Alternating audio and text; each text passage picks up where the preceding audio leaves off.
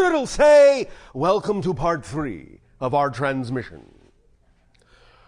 Are you all refreshed? Yes. All right. Relax. Keep your eyes open. Breathe easily. Settle in. In this portion of the transmission, the holotope experience, the meditation, we will, as we have said, begin to lock in, burn in the structure, the matrix of the belief system. All of you hold in your memory, your mind's eye, your imagination, the hexagonal structure that was diagrammed of the negative belief system. Hold that template, that X-ray, that filter in your mind's eye for a moment. Just know the image doesn't have to stay there. But right now, by superimposing it in your imagination, it will be the primary focus of the following meditation. Become relaxed and allow your eyes to focus on the holotope itself. Just allow whatever changes occur to a change in this sense naturally.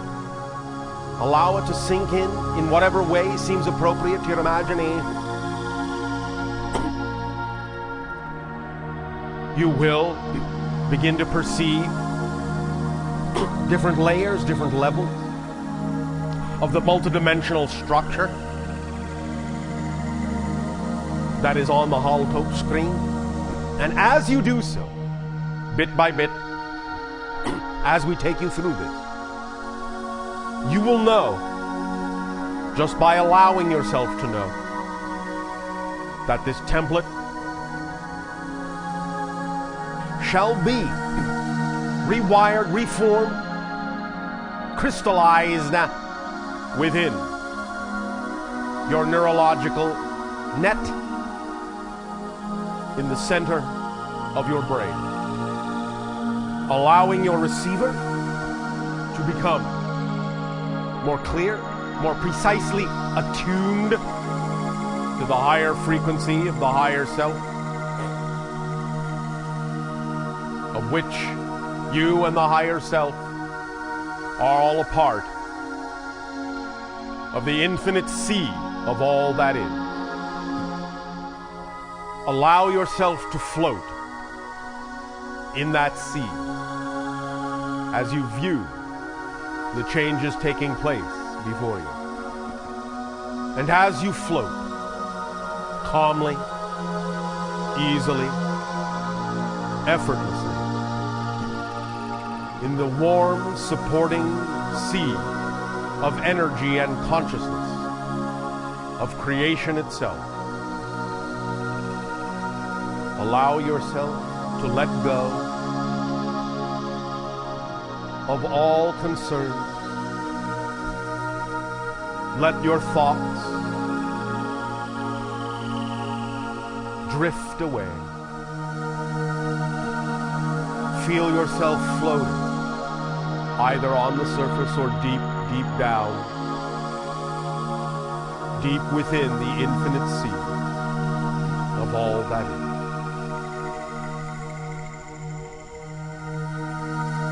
Allow yourselves further relaxation and feel your mind open up like a flower, the petals of a flower opening up to receive this structure, this honeycomb structure, as it floats down and settles in to the center of your brain, in the corpus callosum, between the hemispheres of your brain, and firmly affixes itself into the very center of your thoughts, your feelings, and your beliefs. and attaches itself through whatever circuitry you wish to imagine to all aspects of your personality structure. And as you allow this process to occur,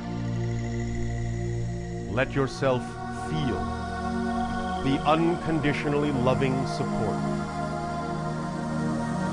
of the higher mind, of all that is, creation and existence, supporting you in your ability, in your endeavor, supporting you in your willingness to allow yourself to be who you truly are. Supporting you in your willingness to give yourself permission to be more of who you truly are. Allow yourself to continue to imagine this hexagonal template locking in to the pathways of your brain, and as it does so, seeing the pathways of your brain move, change, see the electrical impulses,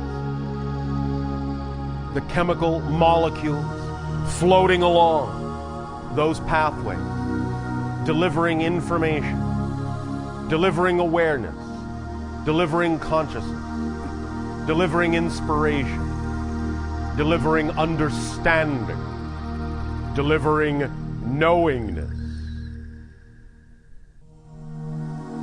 that you are free to choose who you wish to be at all times. And should there ever be a moment when you allow yourself to forget, when you choose to forget, when you feel yourself surrounded by fearful ideas, when you feel yourself choosing fear, allow yourself to recall this circuitry as it now goes from a plastic state to a hardwired connection in the very center of your brain. And as it does so, as these new neural pathways begin to form, you can feel a cleansing sensation throughout your mind, throughout your personality, becoming more crystallized, more fine-tuned as an antennae to higher vibrations, higher frequencies, higher resonances of energy and consciousness. You become a clear receiver, and all your neurological pathways become, as they form, as they crystallize, as they hardwire, they become superconductive, offering no resistance to the energy of your higher self. The energy of your higher vibration flows freely along these pathways. And as it does and feeds into the center of your brain, it energizes, warms, and sparks to life an inner fire, an inner sun, an inner star. And as it bursts into life, it sends energy back up these pathways to the higher mind, even as the higher mind feeds this energy down to the physical mind. This burst of starlight in the brain regulates the flow in both directions, allowing these neurological pathways to become hyperconductive, moving in two directions at once, up and down, down and up, flowing through each other, past each other, and communing with all levels of your being, communing with creation that is within and the creation that is without, communing with all that is on every level, connecting, connecting, connecting to your true infinite self. See the honeycomb structure in your mind's eye, the very center hexagonal piece representing the belief system that you wish to work with, Bring your fears, your specific obstacles, your specific questions, your specific brick walls, your specific challenges, your specific difficulties into this center hexagon. Feed them into the template, into the framework, into the machine. Allow the machine to work for you automatically, effortlessly. Allow your specific challenge to connect into this matrix and see the reflections of each of the surrounding hexagons as it attempts to steer you away from yourself. See and experience and recall the times in which you felt the fear and rationalized that it was all right for that fear to be there, and justified and found reasons for the fear to remain. Remember those messages that you received from the negative belief to continue to perpetuate and instill that fear within you, to make it seem as if it was unchangeable, immovable, rigid, frozen, solid, static, eternally. And feel the sensation of reward that you were given for choosing that which you know is not your truth, but making it your truth in order to survive. Feel all that you have chosen to listen to as patterns of things that have nothing to do with you, as frequencies and resonances that are not of your choosing. Feel the projection onto others to defend yourself, the paranoia that the outside world is as against you as the inside belief wishes you to know you are alone, helpless, defenseless, hopeless. But now, in that deep, dark, alone space that has been created by the negative belief, you see that small spark of doubt. And you know that even though the negative belief wishes to use that doubt to reinforce itself, you now see that spark as a crack in the template of the negative belief structure. You now see that spark as a light at the end of the tunnel. You now use that doubt to doubt the negative belief, to give yourself the benefit of the doubt, and to allow yourself to move toward that light, step by step. And even though the negative belief will attack and magnify and amplify and put pressure upon you to believe what it tells you, to buy into the negative vibration so that you will survive, so that you will not be annihilated, you now see enough of the light to know this is a lie, that you are eternal, that you are infinite, that you are one with all that is. And this negative belief that seemed so overwhelmingly true is nothing but an illusion. And you begin to feel yourself find and recognize how to use the power of the illusion instead of succumbing to the illusion of the power. And you step forward toward that light at the end of the dark tunnel. And it grows, and it grows, and it grows. And as you get closer to that beautiful, all-encompassing light of creation, you see and feel the bright, unconditional love and support of all that is flooding through you, through every molecule, through every atom, through every subatomic particle, rendering you and the template transparent, a powerful beam of X-rays, making all templates within you transparent so that you can see the structure for what it is. No secrets are hidden from you now. You recognize the fallacy of the illusion. You see through it. It is gossamer. It is lace. It is dissolving into nothing but space.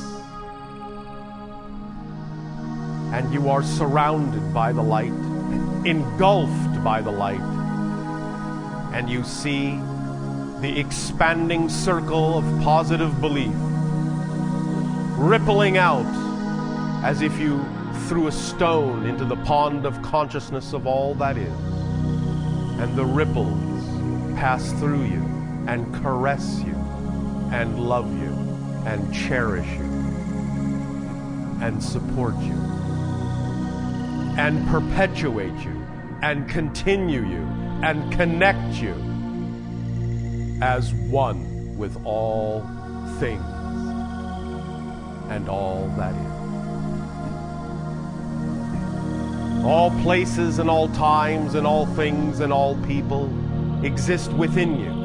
Creation exists in this light within you.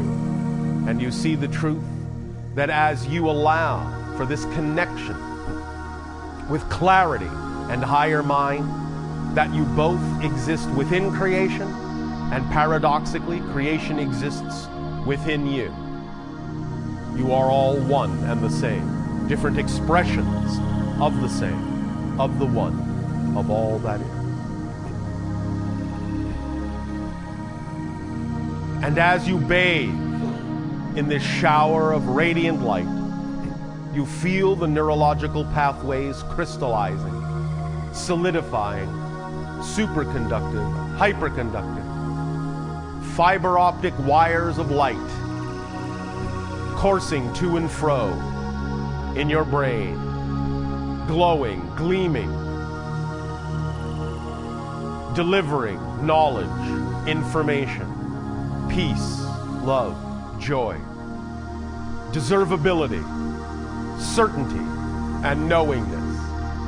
This is who you are.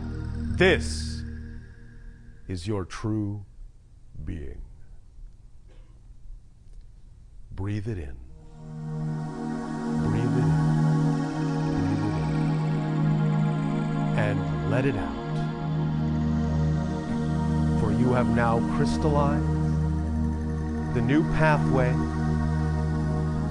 You have connected and hardwired this new template like a chip in the center of the circuitry. This will be your default position, your default setting. This will be the reminder, always and forever, that will always tug at you, pull at you, magnetize and attract you to know that regardless of how dark you may choose to experience your reality, no matter how dark and negative a belief you may buy into, that doorway to the light will always be there, and you will always have a reminder that it is there regardless of the illusion. All you need to do in those moments of great fear is stop, take a breath, close your eyes, and remember this moment, this light, this template, and see the coursing circuitry in your mind that leads you to the recognition that this is your time to choose who you choose to be, who you prefer to be, who you truly are. Take a deep breath in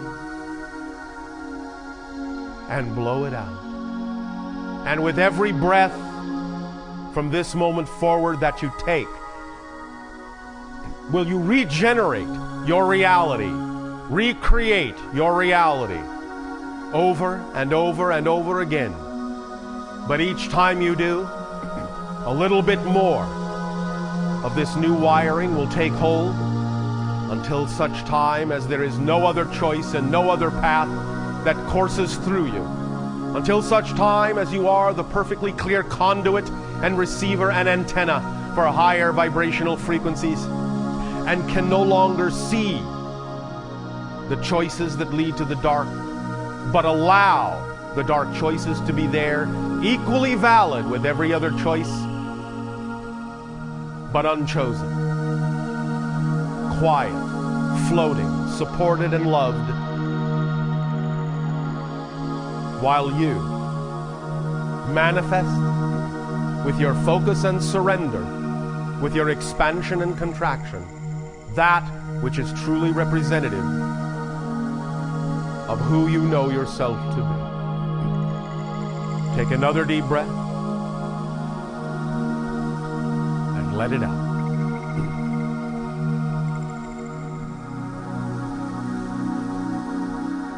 Allow yourselves now just to float for a moment. Let everything that has been said sink in.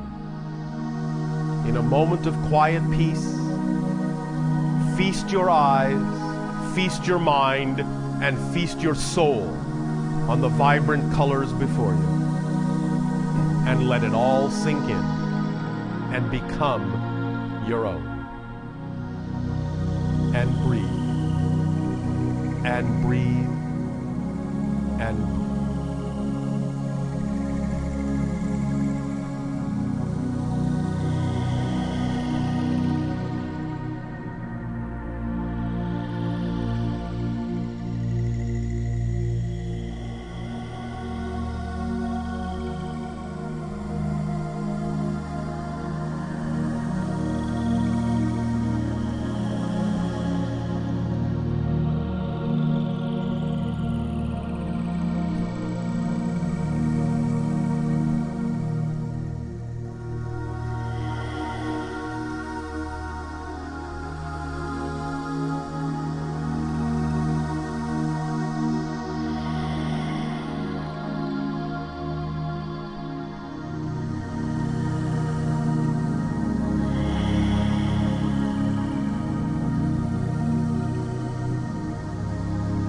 soften the music,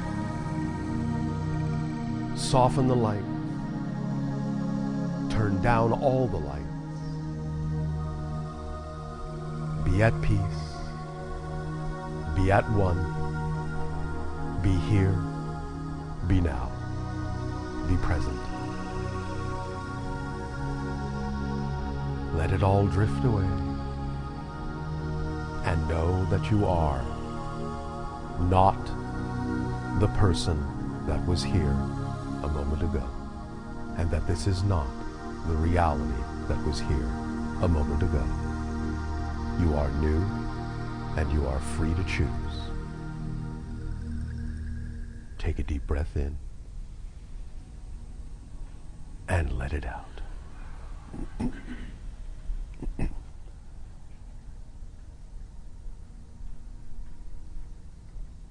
And now, let yourselves just sit for a moment as you end the holotope meditation experience and simply let yourself reorient slowly, carefully, calmly, gently, peacefully. And we will, after a short break, resume the remainder of this transmission. Be at peace.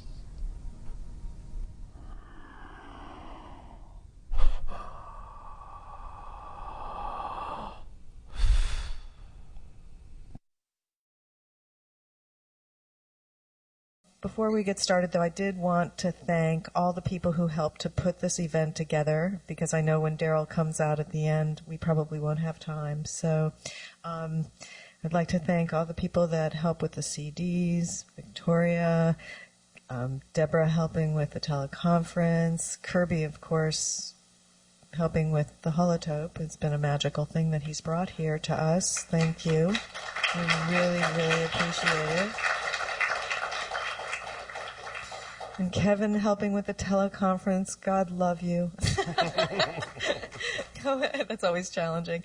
And Jill and Bonnie and, gosh, if I forgot anybody, I'm really sorry. Erica and Chris. Oh, yeah, Chris has helped a lot today. Anyway, and Ken, who has done a lot of really, really wonderful things. And Ken, our camera person, who is responsible for all the DVDs that you see. Yeah, that's really, it's a labor of love with Ken. It really is. And we so appreciate him. And of course, Gary, who gives us our excellent sound quality. So thank you. So what I'd like is an applause. Oh, and me too. Yeah, how about for everybody? Yeah. And then at the end, we'll thank you, okay? Some guy. He's this person that shows up and goes to sleep, right? I'm the telephone. You're amazing. You're amazing. So, okay, well, let's see what happens next. So, on to Daryl and Bashar.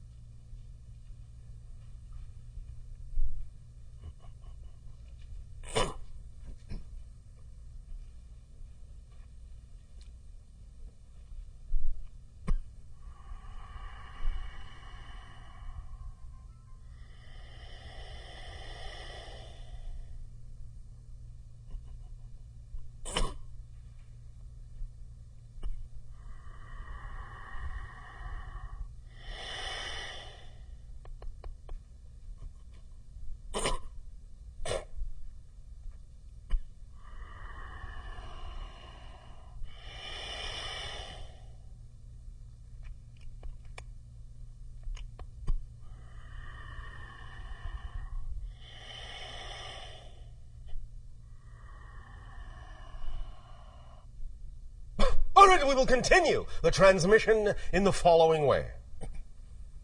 Allow us to briefly recap. You have your 15-minute time span, which is the time in which, generally speaking, the neurological pathways go from plasticity to hardwiring themselves with a new idea. And with every single thought, with every single feeling, with every single definition, you change the wiring of your brain.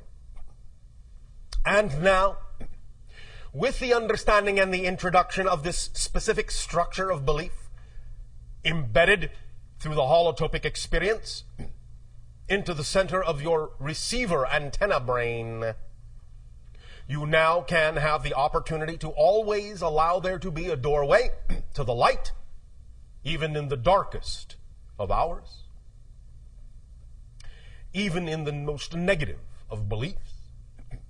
There will always be that tug and that pull to remind you that there is always a light at the end of that tunnel and to urge you to walk toward it.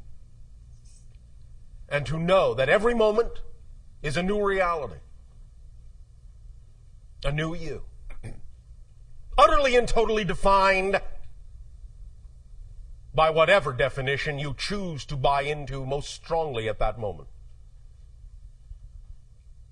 And we remind you of your mechanisms of manifestation, making the invisible visible that is already here, and motivation, discovering what beliefs you have attached to the ideas of pleasure and pain.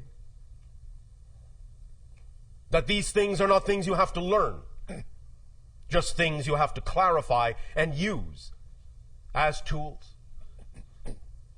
With your permission slips, you are now more capable, because you are new people, more capable than those people that were here a moment ago more different, more clearly aligned, more clearly defined with the higher mind in concert with the physical mind than the people that were here before.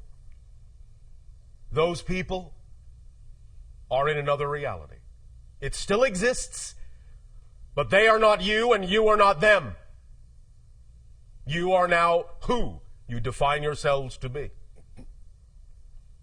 Feel the difference in greater ways every day, and you will see and experience the immediateness of the shift from reality to reality by simply creating greater difference between them. Because there is already a total change with every change. And now, in keeping with the idea of the manifestation mechanism we described, by focusing and concentrating your intention as you did in the holotopic experience, bringing your passion, your vibration of highest resonance into it, we now transfer to the other side of letting go, opening up, surrendering, not thinking about it, changing the subject, going in a new direction, lightening up, not worrying about it at all, letting the higher mind take care of it for you, letting the higher mind involve itself with the how your passion will manifest, of the how the synchronicity will present itself to you. This already works. You don't have to make it work. It's the nature of the structure of existence and creation itself. Let it work. Allow it to work. Relax. Let go. Be at peace.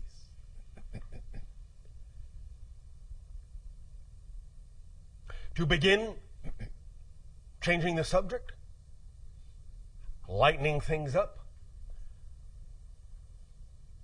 we will, first and foremost, before we engage in questions, tell a story. So relax. Get comfy, as you say. If you wish, put on your ethereal pajamas. Have some astral cocoa. All right. And sit before your crackling etheric fire. Relax. Once upon a time, on my world, when I was first training to become a contact specialist,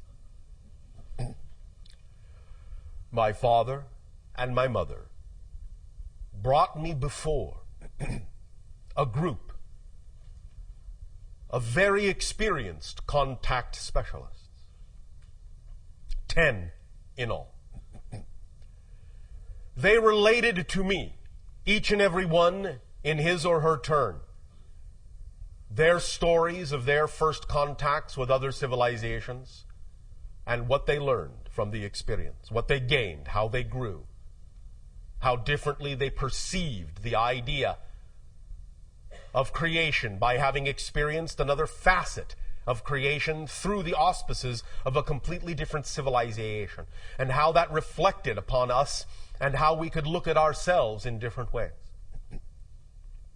Throughout the course of a day, they related their stories to me and also to my counterpart, who many of you know as Anima.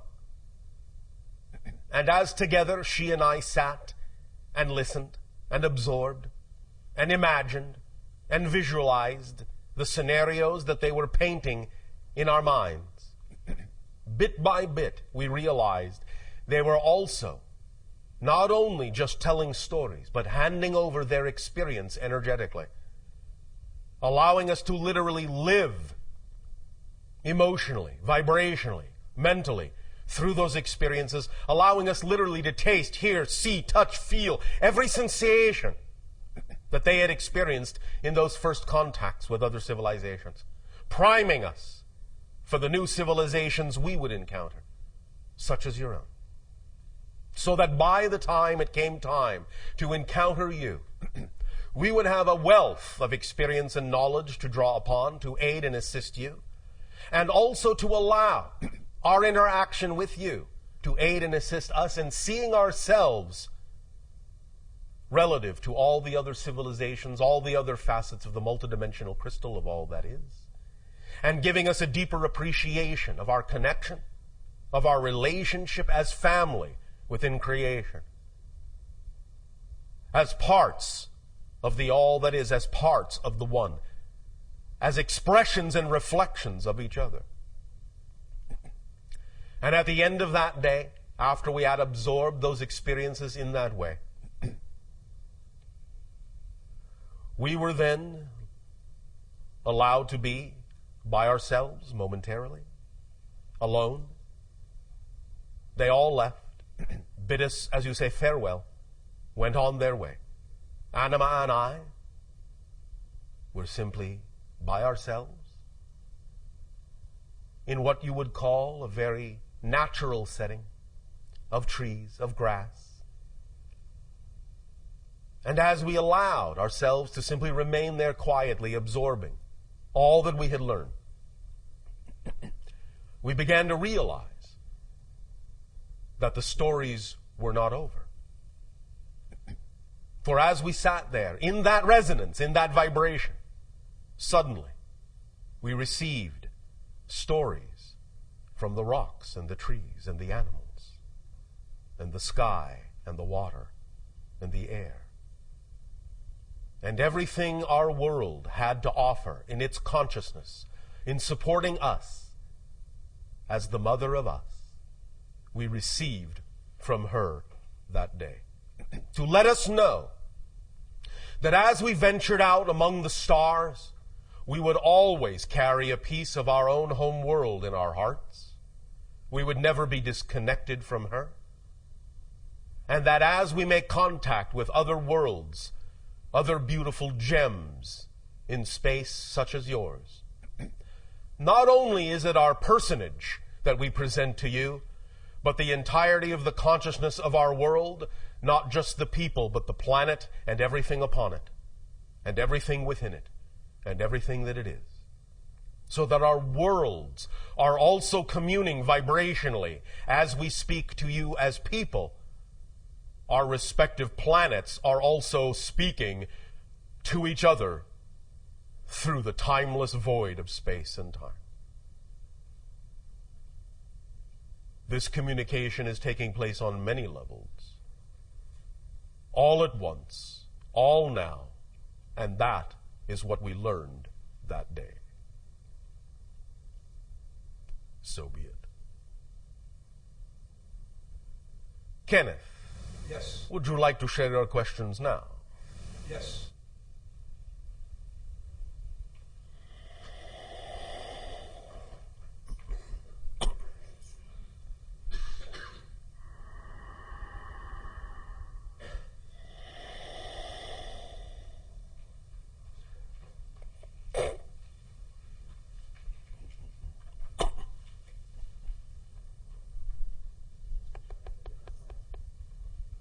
Hello, Bashar. And to you, good day. I was really glad that the guy this morning called you B. Yes. I like nicknames. They save so much time. Yes. Of course, you know, these days we recognize that as a dual-layer joke. The first layer being, of course, on the human level, where nicknames really don't save that much time. And on the metaphysical layer, we know that there is no such thing as time. Yes. So there's nothing to save anyway. Yes, thank you. Yes. So, I have a metaphysical joke for you. Oh, all right. And I would appreciate it if you would get your people tuned into this. Always. Okay. So, you ready for the joke? Yes. How many Sasani does it take to change a light bulb? Let me check. All right, we give up. How many? None. Everything changes, so the light bulb changes on its own. Oh, thank you.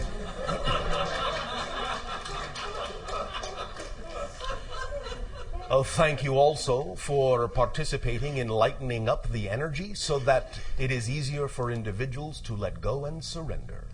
Thank you. I appreciate your acknowledging that. At a previous channeling session, I say previous in quotes since it's all happening now anyway. Thank you. You talked about the games that you guys play on your world. Yes. And so I have a question about games. You say that your people are, on average, about 5 of our feet tall. Yes. So does that mean your basketball hoops are proportionately lower?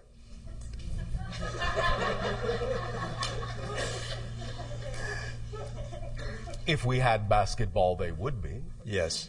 And of course, that's why it's funny for us, because we all know you don't play basketball there. Yes. Yeah. Although, not entirely true.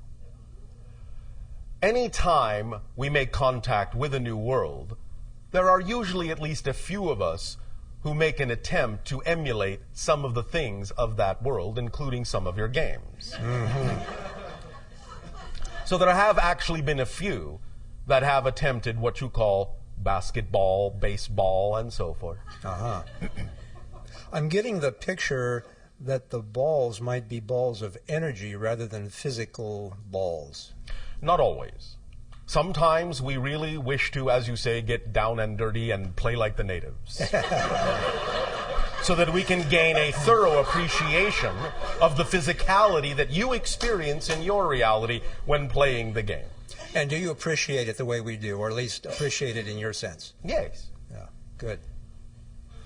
You realize, Bashar, that going by the single name Bashar puts you kind of in a unique category that includes Cher and Madonna. Yes. Prince, yeah. Just thought I'd make. Thank you. Anyway, now to my question. I have been reading a series of books called the I Am Discourses, Yes. which are basically discourses given by Earth-ascended masters, primarily Saint Germain. Yes. And they use the term I Am Presence. Yes. And the concept that they refer to, I believe, is the same as the concept that you refer to when you say higher self. My question is, are these two terms truly synonymous, or are they talking about a level or a span of frequency that's different from the span of frequency that you refer to when you say higher self? It is the combination frequency. When we talk about the idea of the partnership and the relationship in perfect balance between the physical mind and the higher mind together, that can be referred to more precisely vibrationally in the way they mean it as the I Am Presence. Okay. So there's kind of an overlap there. Yes. Yeah, okay. The Ascended Masters are purported to have completely, I just about used the word conquered, but I really mean gained command over physical reality in all respects. They can materialize their bodies, as I understand it, dematerialize their bodies.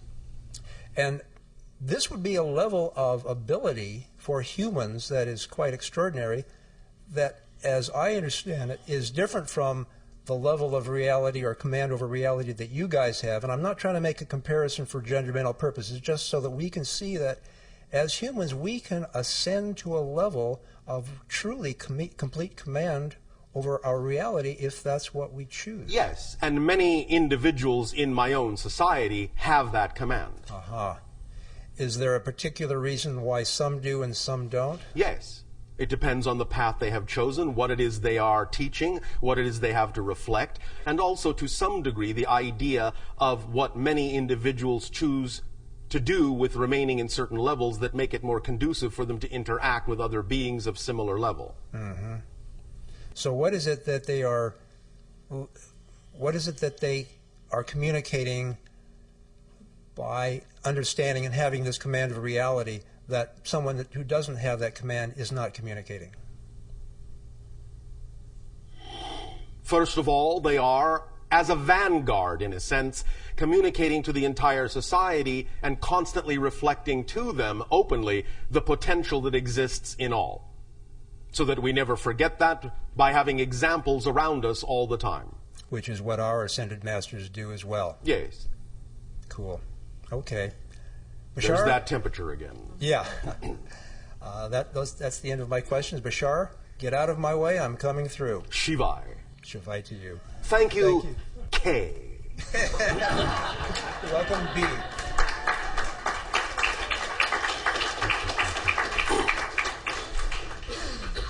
We may continue now to divert ourselves with dialogue and questions, so that we may relax and surrender and know that as we dialogue on various subjects and as we discourse in that way as friends, bit by bit, all the things that you experienced in this three-part transmission will be more and more deeply sinking in, even as you don't think about them at all. Hello, Bashar. And to you, good day. I just want to thank you so much. One moment. All right. I wanted to thank you so much. I saw you probably a year and a half ago at the quantum physics workshop that you did, and my life has just been a series of miracles and synchronistic events, and it's been so much fun. And Well, I thank you for creating your life to be that. Thank you. At that workshop, you had mentioned that there was these ships in the sky. They were stars. They would look like stars. They were blue and red and white, and they would strobe. And you said that those were the motherships. And I was incredibly excited to spot them, and I did. And I see them all the time, and I wanted to ask you if those, other people tell me, like, they're just stars. That's what stars do. They strobe like that. And Sometimes that is what they are. Okay. Sometimes, if you are able to pierce into other dimensional frequencies, you can see that there are other things there. It is simply a matter of having discernment to tell the difference. Okay. A year ago at the Burning Man Festival, yes. I would say my highest excitement at that time was to make contact with a UFO. And I meditated on it for several months before I went to the festival. And when I got there, I saw stars flying in the sky. And so did several of my friends, and it was really exciting. And then one particular night, it seemed as if the planet Jupiter flew across the sky. No. And there were several of us who obviously it wasn't the planet Jupiter. It was something else. It looked like maybe it was parked in front of Jupiter, but definitely a very bright object that was pretending to be Jupiter that evening, flew very dramatically across the sky, and about 10 of my friends saw it, and it was incredibly exciting. I don't know what to make of that. What do you need to make of it? I'm curious from your perspective what it was that we actually saw and how it manifested itself in that manner. There will always be, in a sense, observations made and observations allowed to test the level of ability that you have as beings to pierce the veil into other dimensional frequencies and see things that otherwise you would not be capable of perceiving. So many of these are simply, in that sense, barometers to allow us to know, and others to know, what level of frequency you happen to be operating at in that particular scenario, so that we can, in that sense, gauge and understand what different scenarios allow you to do as permission slips to take yourself to different levels, and what, by taking yourself to those different levels, you are capable of perceiving. Okay. For we will know when you can see us, and we will know when you cannot. Interesting. And that will go into a large pool of understanding and knowledge about how ready your species and your planet is for further contact. Okay. All right? Yes. So you can make that of it if you wish. I shall. Thank All you. right. Another question. I have a negative blood type, and I've wanted to ask you this for a while. I've read about it, and I've tried to understand where it comes from. And I'm curious, from your perspective, what if I incarnated into this body at this time, space, reality, with this particular blood type for a particular reason? Of course. You always make these choices. There are always aspects of what you choose to experience as an incarnation that play into the theme that you chose to explore. Again, the question is, what do you make of it? What does it turn your mind to? What does it focus you on? When you create symbols for yourself in your reality, it is usually reflective of some aspect of the theme that you are exploring in this life. For example, the channel's blood type is B positive.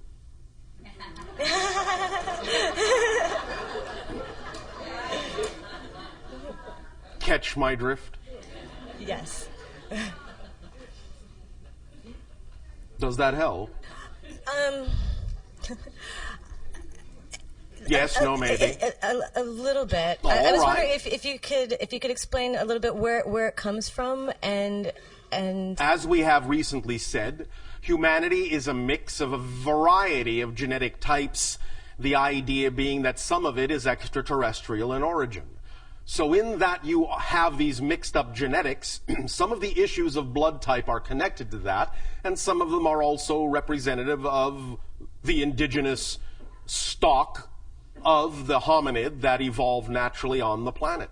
But at this point in time, as you call time, at this point in your evolution, at this point in your day and age, it all simply functions right now as a symbol in the sense of whatever it is that it turns your mind to most strongly is usually a reflective indication of a theme that you are exploring, and that's the way to utilize it, in our opinion, at this time. Okay. All right. Yes. And I have one last question. It's a little odd question. Oh, but an it's something- odd question as opposed to an even question. Yes, well, Exactly. it's question 3. I guess that makes it odd. All right. Okay. I've been studying a lot of mythology, Yeah. and the stories are really fascinating. I can see how they're all related across, the Bible and Egypt and Yes, whatever. yes, yes. And there's a story of Samson, Yeah. and the strength was in his hair. Yes. And it got me wondering if we hold our wisdom in our hair, and Not literally. not literally, and what it is. Why is there a thought form that manifests as no hair in men, and no offense to our channel, obviously. I don't have any hair either. I told you it was a strange question, but I was curious It's a why is case that by case basis, Why men and it in our will also culture- depend upon when the symbol appears archetypally in your history in terms of what the symbols mean to that particular culture at that particular time. It isn't always across the board for every single era and every single epoch that the symbols mean the same things or are representative of the same things. In that context, the idea really was self-image. The strength was in how he saw himself. Hair being a representation to many people on your planet of their image. Do you understand? Yes. So, it was a lesson in the idea of regardless of what you are going through, it is the image you hold of yourself that will actually carry you through. And when the hair was cut, what that is a euphemism for is somebody, in a sense, offering him a reality where he chose to accept it as a diminishment of his self-image. But once he regained his self-image, once his hair grew back, he regained his strength. But it's an issue of self-image. You follow? I do. So, the idea now, in terms of not having hair, is the idea, in a sense, that image isn't so important anymore, that it is, in that sense, the idea of being, shall we say, naked to the world. Do you understand? I do. All right. Does that help? It does. Is there a reason why in our culture right now that there's the gender difference in men and women? Why? I mean, why does that manifest in that way? Well, you are still dealing, as many civilizations do, with various issues of polarity. And the idea will continue for quite a while in your civilization, even as it still to some degree continues in ours, even though we are becoming more homogeneous and becoming less physical. There is still the expression of the polarity to some degree, because there are still themes of polarity to explore on that level in your reality. And when you say polarity, you mean hair and no hair? I'm confused. I am speaking now of what you just said about the idea of male and female. Right.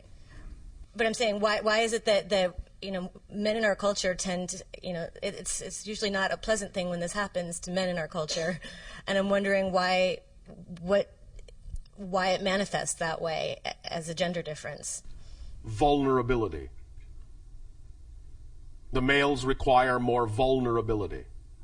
You understand? I do. Thank you. Thank you. Thank you very much.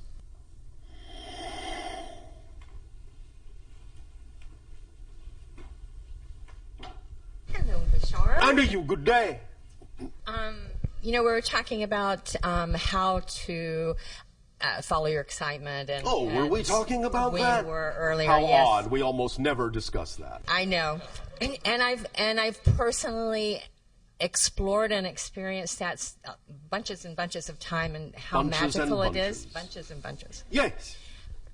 And then there are these other times where I've got things going on that confuse me. So I want to. That confuse you. That confuse me. Okay. Yes.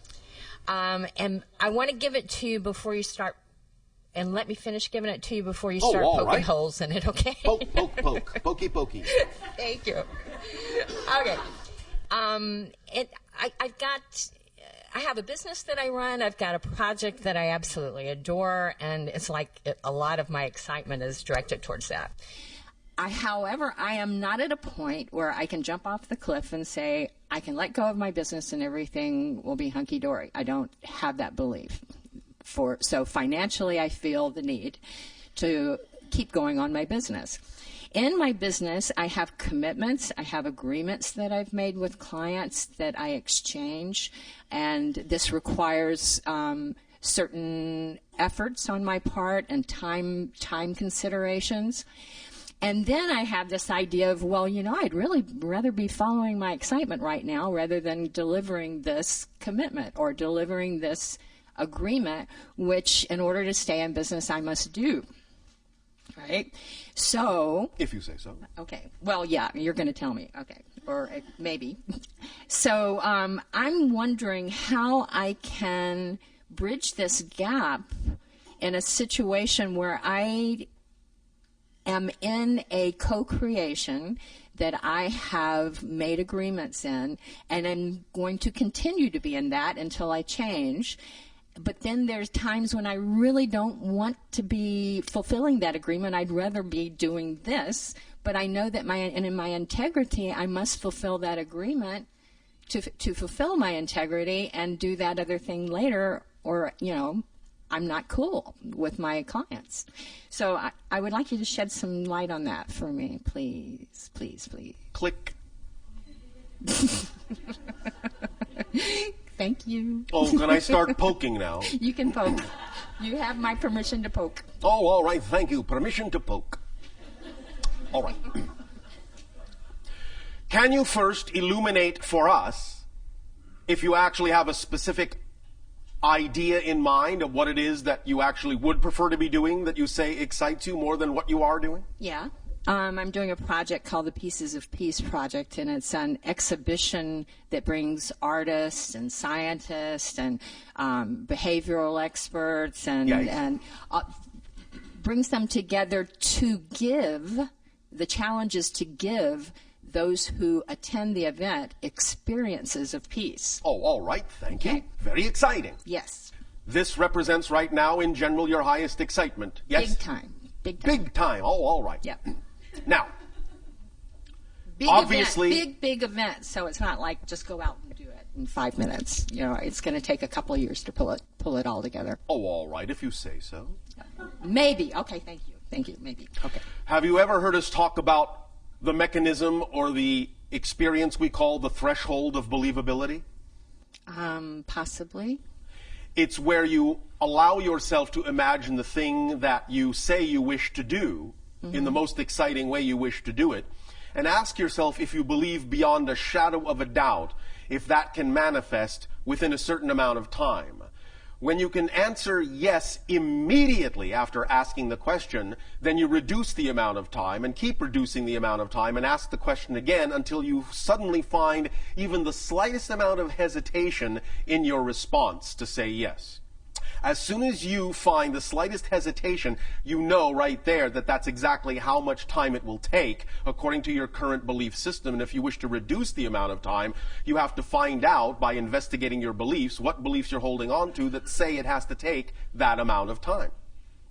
Once you have addressed that belief and have integrated it, you can begin the process again, and you may find out that it will actually now take less time than you thought it would by having integrated that previous belief. And you keep going down and down and down until there are no more beliefs to integrate, and whatever time really is remaining at that point that you feel is necessary will be the natural amount of time it will take according to the belief system you believe it's important to hold on to for your growth and your process at that point.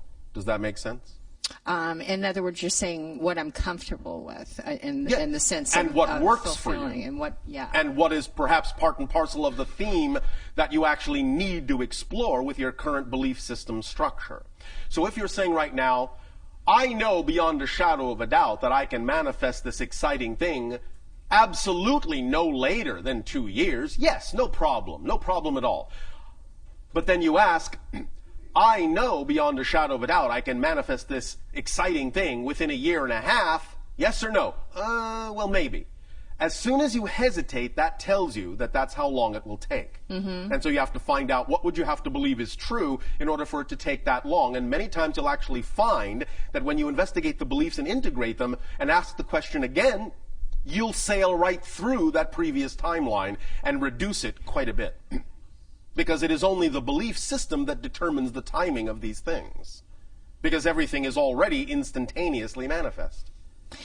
But then I only have so many hours of the day to and that's pull why this we huge say, thing and together. that's why Yeah. we say, when you truly follow your excitement and act on it, you begin to realize that excitement is the driving engine and the organizing principle behind everything. So if you're really acting on your excitement and you act on it to the best of your ability every day, every moment, whatever it is you actually have time to do that day is all you need to do. And whatever you don't have time to do that day by following your excitement, you don't need to do that day. Wait a minute here. Yeah. I've given my word to people. I've accepted money from people. Yes. I have said I will do this for you and thank you for the money. Yes. So if I am going through tomorrow... Are we talking about your excitement now, or are we talking about the thing that you're just doing to bide your time? I'm talking about the thing that I'm doing to make money to support That's me. a different issue. That's Okay. not what we were discussing. Okay. What we were talking about was the thing that excites you the most first. We said if you act on your highest excitement, it is an organizing principle, and whatever it is you're capable of doing in the direction of your highest excitement in any given day will be sufficient for that day. Okay, gotcha on that. Okay. In terms of doing other things you have said you will do, that's a different issue if you have laid out timelines in which you said you would do those things and made those kinds of commitments. Right. We're not talking about that. Okay. Now, yes. Nevertheless, the issue still is. If you believe that what it is you are doing, as you say, to support yourself, is what you believe you need to do, because right now you do not believe that the things that excite you can support you, then that's all well and good. And it's up to you to choose whatever it is that seems to be the most exciting thing you can do to support yourself with your belief system, and do it in the most exciting way you can. At least do that. While you are still choosing to do something you say is not fully representative of your excitement, at least do it in the most exciting way you can. Right. Otherwise, don't do it. Do something else. Yeah, see, I was trying to take what you were saying in the earlier part, right? Yes. And then apply it to that situation, and it doesn't really work in that situation of my income producing thing. Well, it does when you apply it appropriately. If I, Yes. for instance, there are, like certain actions that... Give us an example specifically. I have to make phone calls to architects and designers and try to make meetings with them. Stop. Do you enjoy any of that? Sometimes. Why do you enjoy it sometimes and not other times? Because sometimes I'd rather be doing my project than doing Why that. do you enjoy it sometimes? Do you notice that when I asked that question, you answered the negative side first, even though I asked the positive question initially? I'm noticing that now. Thank you. Okay. Why do you enjoy it sometimes? Sometimes I really connect with the person that's on the other end of the phone, and we have a lovely conversation, and it makes me feel good, and I make them feel good. All right. What about the other times is not exciting to you? When somebody gets kind of testy and like get off the phone kind of a thing. Now, let me ask you a very important question, if I may. Please. Are you ready? I am Are open. you sure? Yes. Thank you. Why do you allow others to determine how you choose to feel? Because I got this inner child issue. And what is that inner child issue? Feeling like she's unwanted. Unwanted. So you're saying you believe that that's absolutely true? No, I've been working with that issue quite a bit. So you are lying. What do you mean? What I mean is, you just said I have this inner child issue where Right. I believe I am unwanted. Right. Well, and you said, do yes. you believe that's absolutely and true? you said, And I said, I've been working which on means it. no, you don't believe it's absolutely true, or you wouldn't be working on it. Right, okay. So, Okay. if you understand that the very fact you're working on it means you already know it's not absolutely true, you're done working on it. Because you already know it's not absolutely true. Well, that's great, except I still have the feeling. Because you keep choosing to buy into it again. This is what we talked about before. You know what you prefer, but you keep choosing the same thing that you say you don't prefer. That's why you have to find out the structure of that belief and understand how it's tricking you into believing you need to keep choosing something you say you don't want to choose. Because it's a choice. It's not automatic. It's not a habit. It's not an addiction. You already know it's there, so it's not a pattern. Once you know it's there, it's not a pattern. Once you know it's there, it's not a habit. It's a choice. So you have to ask yourself, if you keep choosing it, why? Why are you choosing it? You must be choosing it for a reason. Examine the structure of the belief, and you'll find out what the reason is. Then you can stop choosing it once you understand why you keep choosing it. Okay, so you're saying that I'm choosing it kind of more on a little less conscious level?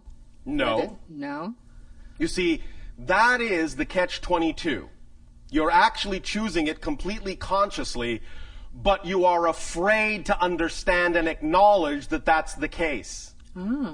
Because you are afraid to examine why you're choosing it, because your negative belief is tricking you into believing that if you actually take the time to examine why you're consciously choosing the negative belief, that you'll actually find something out that says it is true that you are unworthy.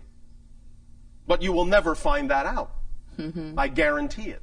Because if you were truly unworthy, you wouldn't exist. Right. So you are choosing consciously, but you're actually afraid to look at that. And that's why you are, in a sense, blanking out on it. It's Well, not then- really an unconscious choice. That's- It's just that you're covering it up. I can feel it as you say that. Yes, I feel know. it in my gut. Yes, I know. Yeah. So that's why we have given you this permission slip to play with, so that you can expose the structure of that belief that is constantly reinforcing the idea of why you should keep choosing to buy into it. But that's what you're doing, and you're doing it consciously, because you actually don't believe that it can go any other way. Right.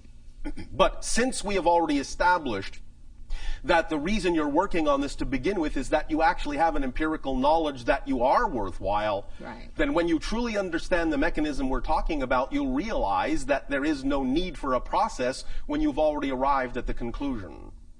Many of your people are simply going off of the belief and the definition that when you discover a habit, that's the beginning of the process of changing the habit. It's not. When you discover a habit, you don't have it anymore. That's the end of the process. And if you understand that and define it that way, you will no longer experience any ramifications of that habit. But as long as you hold on to the idea that discovering it wasn't sufficient, that there is still something lacking within your ability to understand and absorb that, then you will continue to create a process for yourself. And that's all well and good, but I'm simply saying you don't have to. Mm-hmm. So that's up to you. But use the technique that we have discussed today, and you will find that it will help you. All right? Mm-hmm. Yeah. Yes. Thank you. Yeah. So on back to the question of the working the business thing, Yes. and sometimes enjoying it and sometimes Yes. not, and sometimes like really being pissed off because I can't do what I really want to do Yes, because well, I got to do this. you need to stop being angry with yourself, first of all. The only way you can change what is to accept and own what is as your creation. Right. And stop being angry at yourself for having created it. As long as you are angry at yourself for creating what you have created, you will never, ever, ever transform it because you're not willing to own it. You constantly push it away as if it has nothing to do with you. You cannot change what you do not own. You're right. Yeah, I can Yeah, I see know. that. I mean, I know. Sorry. I know you're right, but I see that. I see that you're right. Thank you. So, Okay. allow yourself to be kinder and nicer to yourself because you deserve it. Right. All right? Mm-hmm. Thank you. Great. Thank you for that. And then Sean Randall asked me to ask you a question, friend Yeah. of Daryl's. Yes, we know who Sean is. Okay. Wasn't totally sure. Her question was in 2012. Yes. There's some attention going to solar flare activity. Yes.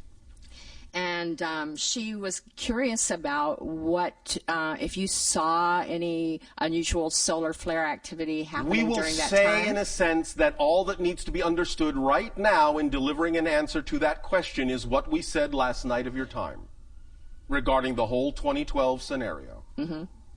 So, she can refer to what we have already said, and that will be a sufficient answer for that question. Thank you. Thanks, Bashar. Hi, Bashar. And to you, good day. We have a question from our News for the Soul listeners. All right. This question is... basically, the question was, what have you and your people learned from your experience of interacting with us? And can you share something about that with us?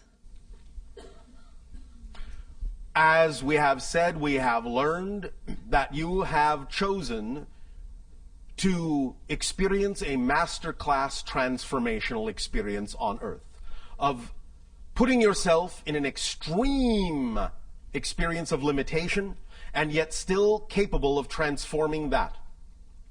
By doing that, you have demonstrated to us, in that sense, and to many other civilizations, that no matter what the degree of limitation that may be experienced in any incarnational life, it is always possible to transform it from the negative to the positive, no matter what. That is one thing that we have learned from you. Another thing that we have learned from you, as we have often said, are puns. Because our ancient language does not support puns. We enjoy the idea that your language does, and so we play around with that. And you're very good at playing with it, too. We always enjoy your puns. So how are you changed, you and your people? How are you changed within yourselves from experiencing us? It expands our understanding of all that is and all the ways it experiences and expresses itself. And any time we expand our understanding of all that is, we expand our understanding of ourselves because we are supported by the whole. Very nice. Well, we certainly have enjoyed the interactions. And so have we.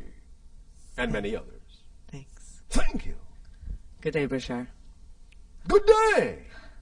My family, my son, and I think in particular, have co-created a situation where he is... Speak up so that all may hear what you have to share. Where he is, at this point, classified as schizophrenic. Oh, all right. And... Me too. Oh, wait, so am I. Don't forget me! What did I just do? And What did I just do? lightened it up. Thank you. Yes. In a sense, that's actually your answer. But go on. Lighten up. I've gotten a lot of answers as a result of being here this weekend. But what else can I do to I know. The idea fundamentally of what your people refer to as schizophrenia is simply the recognition that you are all embedded with multiple potential personalities. The idea simply is that when you haven't been taught how to allow them to communicate as a coherent whole, sometimes you can have split off or splitting phenomenology within some of those or between some of those personality structures. Because you are holographic, because you contain all sorts of different perspectives and personalities, the idea is to explore the notion of how to allow them to function coherently.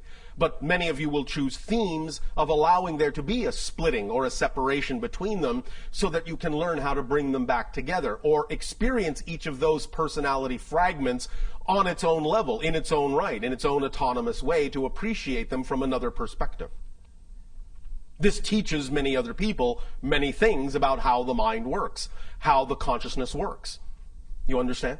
Yes. So in that sense, it is a great service. Well, I have learned immensely from it. There you go. But I would love to see him smile again. Oh, all right. Do this and see what happens. Okay. Is he willing to, for a small period of time, simply focus on you?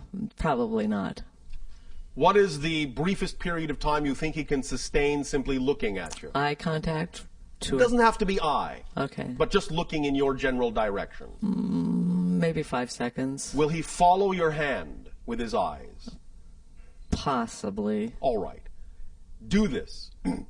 When you catch his attention, do what you call the infinity symbol with your hand. Okay. All right?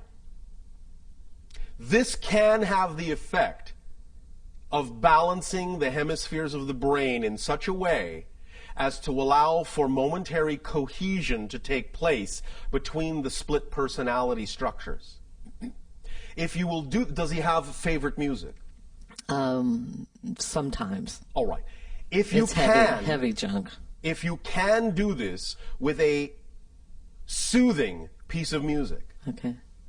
and do this just randomly now and then throughout the day, here and there, more and more you do this, you may eventually allow him to become cohesive enough so that you will actually see what you call an improvement of cohesion between the personality fragments. Okay. All right? Okay. Experiment with that and see what happens first. Okay. Thank you. Thank you. Also, how many times have you asked for assistance with this from your guides in your dream state? Probably not asked. No, I haven't. Do so. Okay. All right? Okay. You will have help from your guides with this and his guides as well. One moment. Does he have a favorite smell? Not that I'm aware of. Experiment and find out what flower he's most attracted to in terms of scent. Okay. All right? Okay. It may be something purple. Okay. Do you follow? Yes. Have the scent there as well while you're doing this. Okay. All right? Yes. Engage all the senses in that way. Allow them all to become coherently focused in that way, even a bit at a time, and it may entrain the personality fragments to start working together, to start all looking at the same thing at the same time. And as they do, they will develop communication links and bonds between them. Okay. That will allow them to become, over time, more coherent. Okay. All right? Thank you so much. Thank you. Yes. I'm sorry to interrupt, but I think I can help this woman. All right. Our family's business is holistic medicine, and my brother is a very well-known and respected researcher with plant medicine. All right. Then you may take advantage of the synchronicity that has also occurred within the group. I have heard that there is therapy for schizophrenia. Microphone, he is saying to you. I I've heard that there is therapy for schizophrenia that is very effective when you balance the brain chemistry and work with the neurotransmitters. Yes. And also there are mineral imbalances that contribute to schizophrenia. Sometimes. If she were to have this kind of analysis done for her son, would that be helpful to him? If it is exciting to her to do so. At the same time, we are also accomplishing much of the same thing in what we have actually just given her, but in a different way. All right? Greetings, Bashar. And to you, good day. I'd like to explore something with you, if I may. Well, of course you may. As a child, I've always been interested in extraterrestrial phenomenon. Even though my parents weren't interested in it, I was just always gravitated towards it. It is my excitement. Yes. And well, many of you have extraterrestrial lives, and because you are not forgetting as much of all of who you are, many of you relate to the idea more quickly than the other generation does. I am aware of the incarnation that I have as a dolphin going on Sirius concurrently. But really my question is about 5 years ago, there was an experience that's kind of spun my wheels for a while. Spun your wheels, all right. And this incident happened with my girlfriend. We were living together, and one evening her allergies were acting up, and so she said, well, I'm going to go sleep on the couch so you can get some rest. And in the middle of the night, I woke up, went out to the couch, and she was gone. Yes. Blanket, pillow, everything was gone. Yes. And I was like, well, where'd she go? Yes. And a natural question. And my son happened to be visiting his mother that weekend, so he was gone. Yes. And so I thought maybe she went and tucked herself into his bed. All right. So I went by the door, and it looked like there was someone under the covers, but it ended up being all my son's stuffed animals that were piled under there. Oh, all right. So when I saw it appeared that there was somebody in there, and being she likes to pull the blanket over her head, I'm thinking, well, she just went in there, and so I went back to bed. Well, when I got up in the morning, she was on the couch. Yes.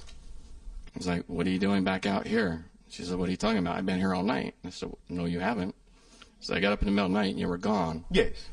And I believe, for whatever reason, per her agreements and stuff, that she was interacting with extraterrestrials. Yes. And I was just wondering if you can elaborate a little bit about that specific incident.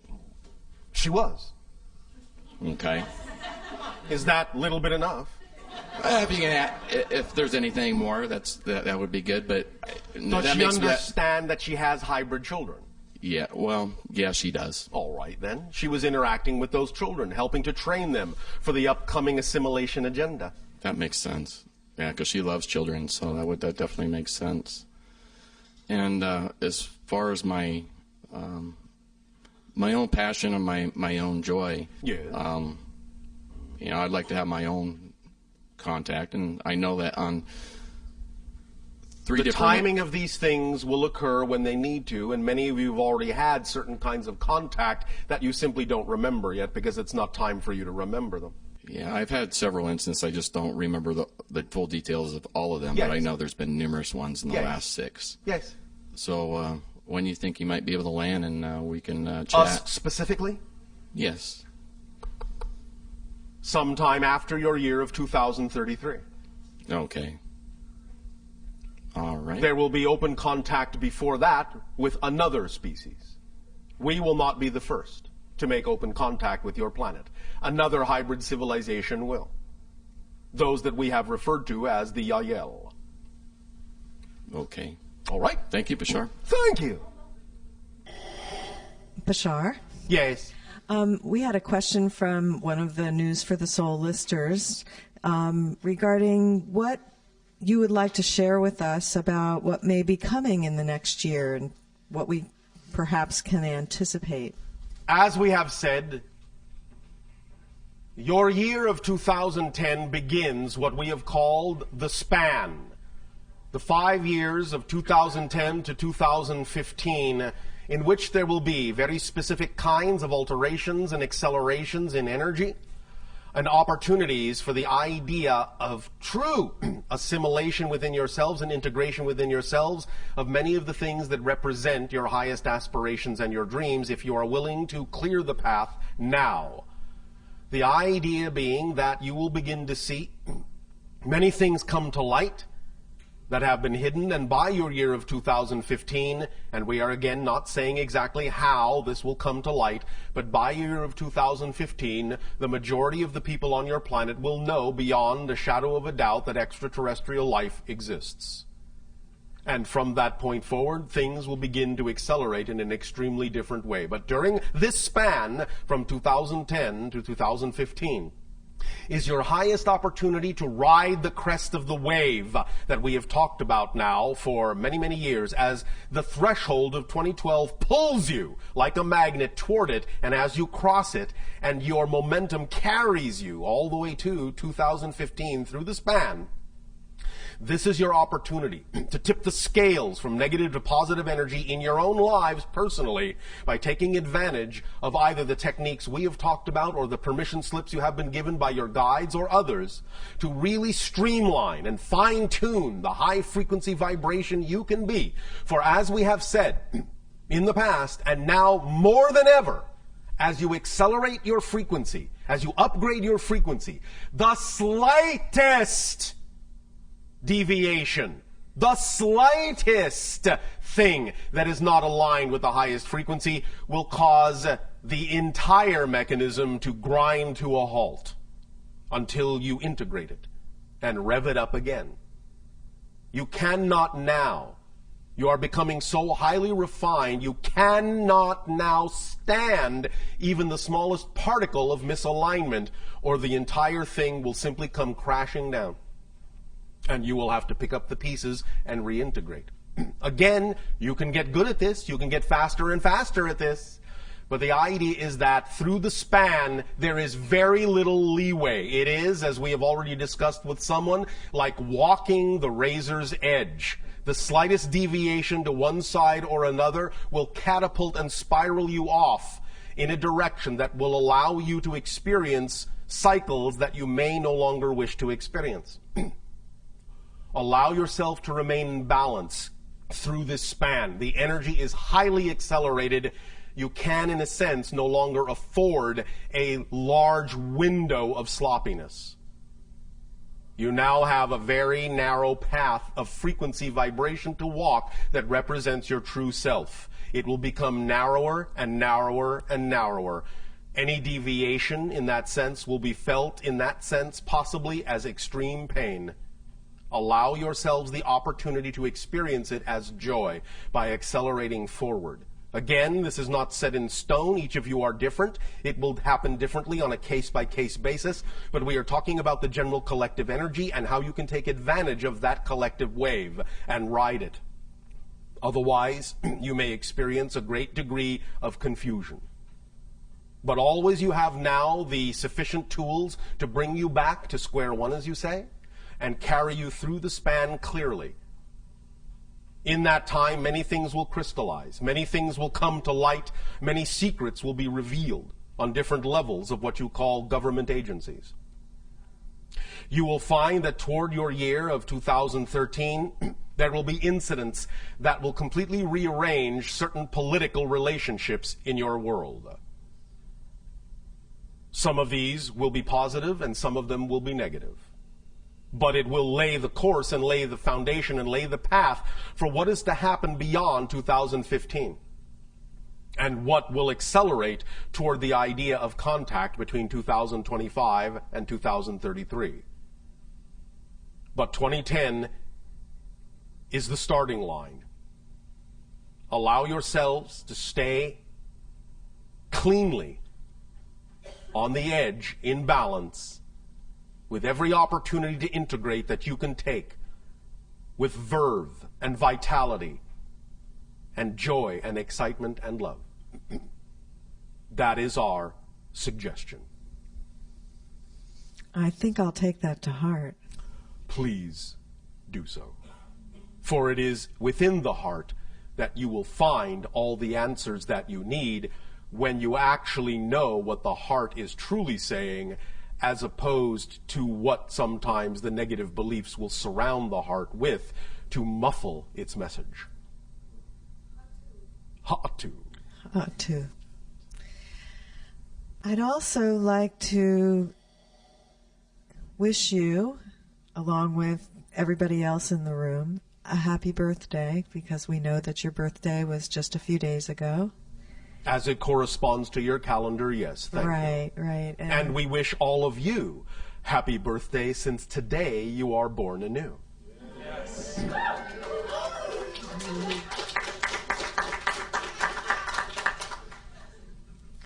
Thank you, Bashar. I'm going to turn this over to Kim now. Hello, Bashar. And a you good day. Recently, I was doing a cleansing fast. Yes, sir. And on the third night of this fast, when I went to sleep, I had an experience which was different than any other sleep experience I've ever had. It did not feel like a dream. It felt like a complete shift into an alternate reality experience. Right. Thank you.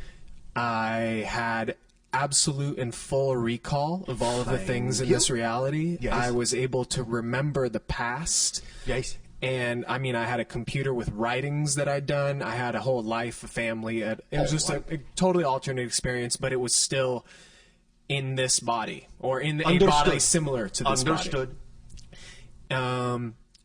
And since then, I've had a couple other ones which I had a little bit less recall of. All right. But I was just wondering what exactly not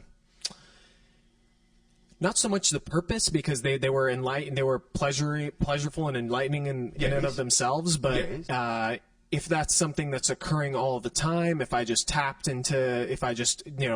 recall on that day because I happened to be like my system was more clean, or what the. Yes. When you align yourself to higher frequencies, it is easier to perceive things that are relevant to those higher frequency domains. This is why, again, we say you cannot perceive what you are not the vibration of. But when you are the vibration of those things, you can perceive into realms that are heretofore invisible to you. And become aware of more of what you're all doing in different dimensions all the time right now. You become more aware of the grander life that you are living on multiple levels holographically and simultaneously. As you integrate more of yourself on Earth, more of your personality components, and become a more holistic being and raise your frequency, you become more aware of the holographic components of your greater being as well. No surprise. I understand. Now, then my question, I guess, is Earth, is this Earth that we are in? Right now, right here? Right now, right here. As opposed to the one that was here a moment ago? Correct. All right. As opposed to the one that is here now? Yes. Oh, all right. What I meant is this, let's say this general apparent continuum. Yes. Is this the ground zero, so to speak? And I'm like the dimension that I've experienced and shifted into, is that an overtone of this one? Or are they all, like, for example, does that version of me that exists in that reality experience this one as a fundamental or an overtone of itself? It depends. Sometimes it can experience it that way. Sometimes what you are calling ground zero is irrelevant to those realities, and they have no reason to perceive them. Aha. I see. So Makes sense? It's on a basis of relevance. Yes. I see. That is why we say anything is possible. The real question is it relevant to your reality? Uh-huh. Okay. Does that help you? That does help. On a second question, yes. Or actually more of a comment. Yes. A few years back now, actually, we had a private conversation where you told me to that it would be fortuitous, I believe was the word you used, to play the Hong in China. Yes. I recently had the opportunity, and thank you. I got to play in the People's Hall, which was probably the very first time a Hong has been inside the People's Hall. Very good. It was really a lot of fun. Yes. And I was wondering if there are any steps that you'd recommend, further action on this. Only by the allowance of your synchronicity, what was created that way, other things can be created in a similar fashion. There is no more methodology to say other than that which you've already used to bring about that manifestation as well. So just really relaxed. Yes. Okay. Did the people enjoy your performance? They did. They thought you played well. I think so. That means you were well hung. It was only a matter of time before you made that pun, Bashar. Yes. But this was the correct timing. Indeed. Indeed. All right. Okay, great. Okay. Final question. Yes. June 6th, 2012. Yes. Venus will be transitioning in front of the sun from the Earth's point of view. Oh, all right. Is that correct? Why are you asking us? Because I feel like you have, pretty good knowledge on that kind of stuff. Why don't you simply consult your own charts? Well, okay. So I guess my question is, what I heard was that during this transition, when Venus places itself in between Earth and the sun, yes, a solar wind, a solar flare is going to. Is this a variation of the other question that was asked earlier? But this is this now. Yes. Now we're in a different reality, right? All right. Very good. I will give you a different, similar answer. Go to the answer we already gave concerning everything that has to do with 2012, the last night of your time. I see. Thank you. Okay. All right. Thank you.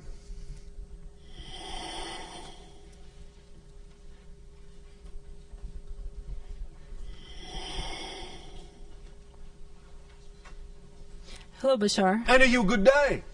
When you make agreements with other civilizations in the Alliance to perform services for each other, yes, what are some of the most unique services that you've had to perform for each other? One of the most unique services that we have performed for other civilizations is creating an energy field in our civilization that allows them to create a temporary body in our civilization to experience our civilization temporarily. Thus, then, when they are done with that experience, they simply pop out, retract their consciousness, and the body dissipates back into energy.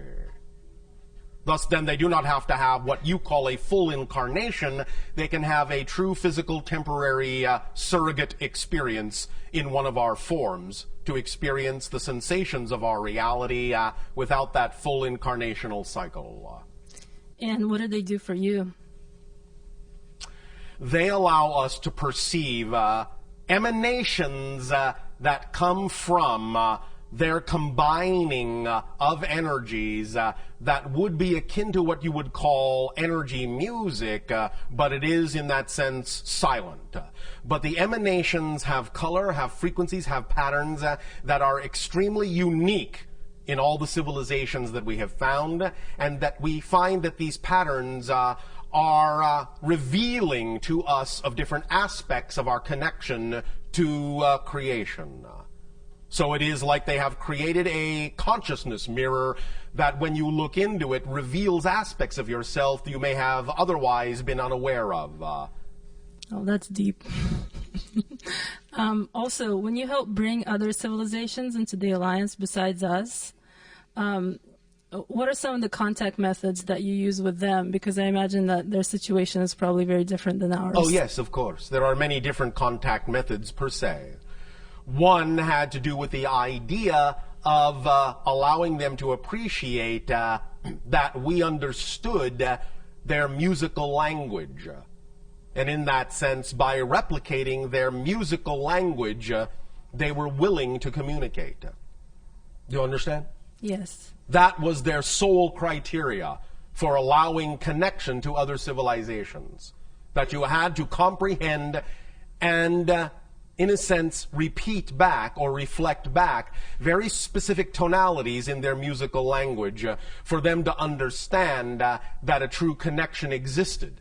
Without that tonal reflection, they have a belief system that says that connection is not appropriate at that timing. Kind of like with us, we have to see you first before we believe that you're there. Well, not exactly in that expression.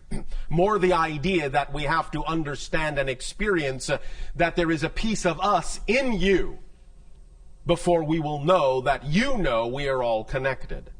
So if you are operating on that level, you will be able to show us that you're operating on that level by reflecting back to us the piece of us that exists within you. And when we see that reflection, we will know that you know we are all connected, and we will feel, in a sense, appropriate in strengthening the connection from that point forward. But without that reflection, they do not allow themselves to form a solid connection to that civilization.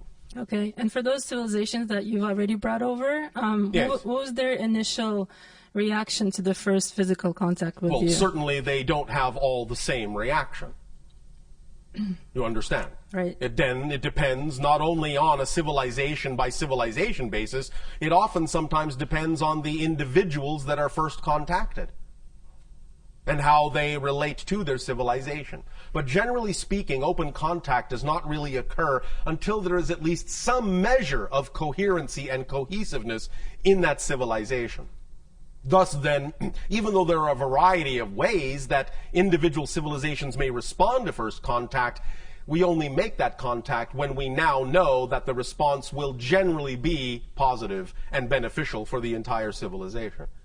Nevertheless, one example of open contact was all individuals in that civilization all at once lying down on the ground facing skyward. This was their way of acting as intermediaries between their planet and the sky. It was their symbol for connecting what you would call heaven and earth. So when we appeared and they recognized that the timing had come for them to connect to beings from the stars, they all lay down on their backs and looked up at the sky as an expression of gratitude and thanks and readiness for acting as intermediaries between their world and the stars. Nice. Okay. One more thing. Yes, sir. You said that you learned from the Thuk how to make people forget that they met you. Yes. How were you able to figure out that they had this ability if you can't remember having interacted with them?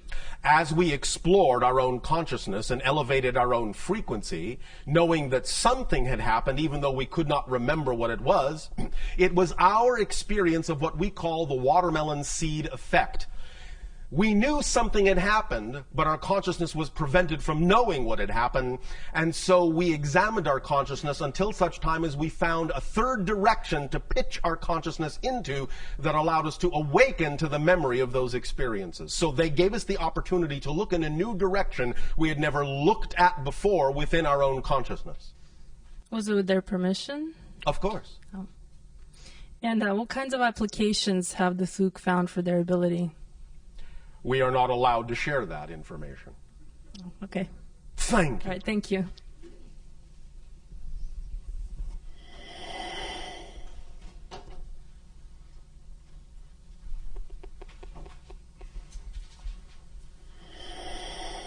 Hello, Bashar. And a you good day. I have been frustrated for a number of years by by the tremendous gaps and blanks in the history that we have access to Yes. in the public sense. Yes. And if you really get into it, the more you get into it, the more you realize that so much of it makes absolutely no sense at Yes, all. well, there are many, many, many things that have happened on your world that most of you are completely unaware of, historically speaking. Well, my first question is, and forgive me, I know you've been doing these transmissions for such a long time, and you've probably answered this question in some way before. It is all right. But okay, I'm not familiar. So that is all right. Is there? Do you know of any reliable account that's accessible of that explains what happened since the development of the first hominid on the planet? I mean, what were the first? Can you talk a little bit about the first waves of migration or invasion of this planet, and of those civilizations that came? I suppose, I imagine there were several. Many millions of your years ago. And there were what have been loosely referred to in one of your ancient languages, Sumerian, a civilization known as the Anunnaki. They came, their precursors came, many millions of your years ago, when there was upon your planet the species that you understand now as reptilian or dinosaur. You understand? Yes. They took some of the genetic material of those beings and blended it with their own to create a kind of bipedal, hominid appearing type of being that many of you now recognize as reptilian extraterrestrials. But they do not interact with you in the way many of you have been taught to believe that they do. They were the first species transformed upon your planet long before what you call your own hominid species developed. This was what you call many millions of your years ago, approximately 72 million of your years ago. That is the first that we record of such incidents on your world. So, in other words, what you're saying is that there was no.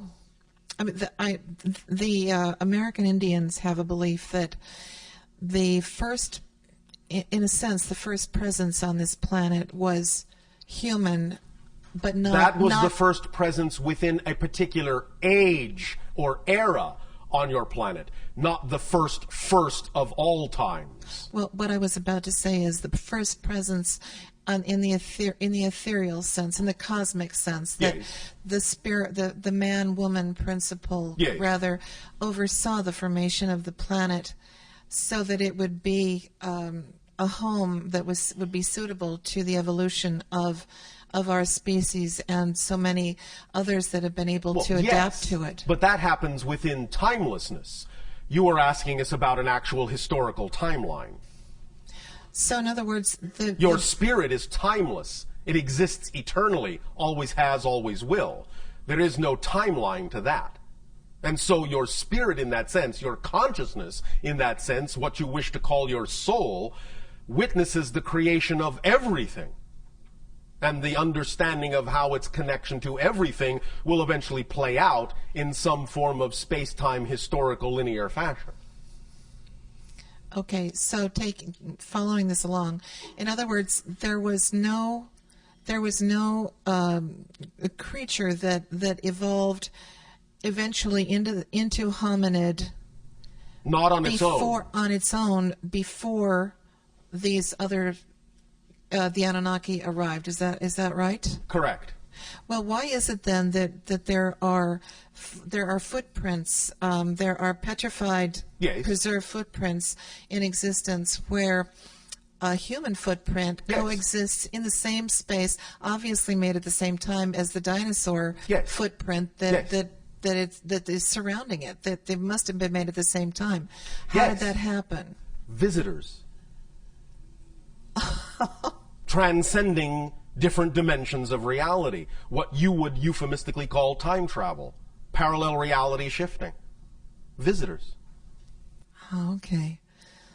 That's amazing. Even some of you, from your own future, visiting a parallel reality past that happens to be yours. Does that make sense to you? Yeah. There you go. Mind-blowing, but yes. Oh, all right. Okay. It is all right to have your mind blown now and then. In fact, it might be a good thing. Another thing, too, that just is so irritating to me is that there has been no good explanation so far as to what the USOs are, the submersible unidentified objects that are seen regularly coming Yes. in and out of the ocean. Yes. What are they? There and are temporary where- bases under some of your oceans, and what you typically call UFOs often have the capability of simply going from air underwater and so become USOs. That's all. But what are these bases? Are they actually in underneath the ocean floor, or are they Some of bases them. that exist in the water? Where do they go? Some of them, in that sense, will go into tunnels that are representative of actual physical temporary bases in the crust of your planet. Others, in a sense, will actually simply phase shift themselves and simply go through your planet. They just simply don't need to get out of the way. They don't need to go around your world. On their trajectory, they can simply go through your world. You understand? Yes, sort of. Okay. And I guess the other question I had was in the last few years, I've gone to a few outdoor concerts at the Greek Theater, the Hollywood all right. Bowl, and I believe that I have been aware of the presence of, and this is pretty much the only time I've felt this, but I think I've been aware of the presence of ships Yes. in another dimension Yes. above the amphitheaters. Sometimes that is the case. As I we feel said, it there is- are observations being made, and there are, in that sense, observations being allowed from time to time to test the observation capabilities of your people. Is this typically felt? Is what I've experienced is sort of like the tipped me off just to kind of tune in was like an odd pressure on the top of my head, which is again the only time I've ever experienced this. Different people will experience it in different ways. That happens to be what works for you. And so the inhabitants of these ships, where are they from, by the way? Are they Different places. from? Okay. And are they then? They're testing to see if we pick up on their being Yes. there too. Oh, To okay. gauge whether you are ready for contact. To stretch your senses. To expand your idea that you exist and can perceive in more than one dimension. Thus then allowing you to elevate your frequency, and in elevating your frequency, giving all of us the signal that you're willing to meet us halfway. Create a third reality in which we can both interact. All right? Yeah.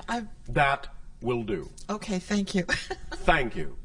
At this timing, we will now extend to each and every one of you our deepest appreciation for allowing for the co-creation this day of your time of this transmission and the sharing with you of the crystallization of the structure of beliefs within your consciousness.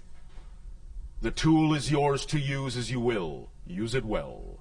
Our unconditional love to you all, and a fond, exciting, creative, and joyful bless you. Good day. Good day.